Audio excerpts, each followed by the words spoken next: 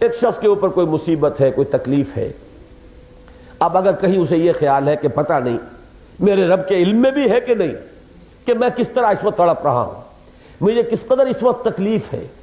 مجھے اس وقت کس قدر کوفت ہو رہی ہے، یہ بات اگر ہوگی تو اس پر ایک افسردگی طاری ہوگی، اس پر ایک دوری اور بوجھ پیدا ہو جائے گی اس کے قلب میں۔ اور اگر اسے معلوم ہے میرے رب کے علم میں ہے، میری ہر کیفیت وہ دیکھ رہا ہے، وہ تو بصیر ہے، خبیر ہے، لطیف ہے، واللہ بکل شیء علیم، ہر چیز کا علم رکھنے والا ہے، جو کچھ ہو رہا ہے اس کے اذن سے ہوا اور اس کے علم سے ہوا۔ اس اذن اور علم ان دو کے بعد اب پھر شکوہ کس کا، شکایت کس کی؟ کوئی میرا دشمن تو نہیں تھا جسے اختیار حاصل ہوتا کہ جو میرے ساتھ کرتا چاہتا کر گزرتا۔ اس کو بھی اب دیکھیے، نوٹ کیجئے، ایک اور مثال سے میں آپ کو سمجھاؤں۔ ایک شخص آپ کو پتھر مارتا ہے، آپ پر جو ظلم اس نے کیا، اس نے جیسے پتھر پھینکا ہے آپ کی طرف آپ کو مارنے کی نیت سے، اس نے تو جو بھی کمائی کرنی تھی کر لی، لیکن آپ کو پتھر لگ جانا یہ بالکل مختلف شے ہے۔ اللہ نہیں چاہے گا نہیں لگے گا، اس کا ہاتھ چوک جائے گا، اس کا نشانہ چوک جائے گا، وہ اپنے کیے کی سزا بھگت لے گا، لیکن آپ کو پتھر نہیں لگے گا۔ آپ کو اگر پتھر لگا ہے تو وہ اذن رب سے لگا ہے، اس میں کوئی نہ کوئی اللہ کی طرف سے آپ کے لیے خیر مضمر ہے۔ شاید کوئی خناس دماغ میں پیدا ہو رہا تھا جس پہ جھنجھوڑنا مقصود ہو، شاید کوئی غفلت طاری ہو رہی تھی جس کے پردے کو چاک کرنا اللہ کو مطلوب ہو،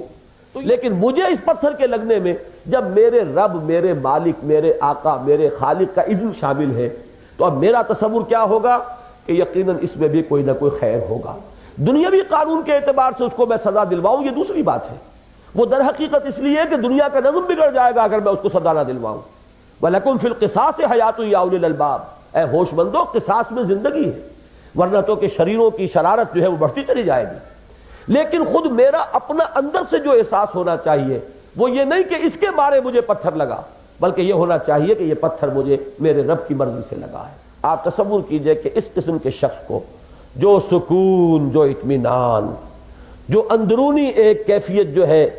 اطمینان اور امن کی حاصل ہوگی، وہ اس شخص کو حاصل نہیں ہو سکتی جو یہ سوچے اس نے مجھے مارا، اب اس سے انتقام کا جذبہ اس کے اندر پل رہا ہے،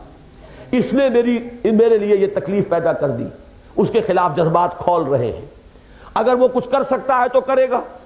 جوابی کارروائی نہیں بھی کر سکتا فرض کیجئے تو قہر درویش بر جانے درویش، لیکن اندر ہی اندر تو کھولتا رہے گا۔ یہ اندر ہی اندر کا پیچ و تاب ہے جو ذہنی امراض کو جنم دیتا ہے۔ یہ در حقیقت یہ امراض دماغی جو ہے یہ ایمان باللہ کے فقدان کی وجہ سے پیدا ہوتے ہیں۔ یہ ساری فرسٹریشنز، یہ کیوں ہوا، یہ کس نے کیا، میرے ساتھ یہ ظلم ہوا ہے، میرے ساتھ یہ زیادتی ہوئی ہے، اس نے کیا ہے، اس نے کیا ہے، یہ سارے جذبات جو اندر کھولتے ہیں، یہ چیز میرے ہاتھ سے کیوں چلی گئی، یہ موقع کیوں میں کیوں چوک گیا، یہ موقع میرے ہاتھ سے کیوں نکل گیا، یہ ساری چیزیں ہیں۔ اسی سے فرسٹریشن پیدا ہوتی ہے، اسی سے وہ اندرونی کانفلکٹس جنم لیتے ہیں، یہی چیزیں جو اندر ہی اندر جو ہے پیچ و تاب انسانی ذہن کے اندر یہ جو ایک کھولنے کا عمل ہے وہ جاری رہتا ہے، اور اس کے نتیجے میں اس کے اندر کا امن اور سکون درہم برہم ہو جاتا ہے، اور یہ اندر کا امن اور سکون جب درہم برہم ہوتا ہے تبھی در حقیقت یہ مختلف شکلیں جو ہے امراض دماغی کی یہ پیدا ہوتی ہیں۔ امن اور سکون در حقیقت ایمان باللہ کا لازمی نتیجہ ہے۔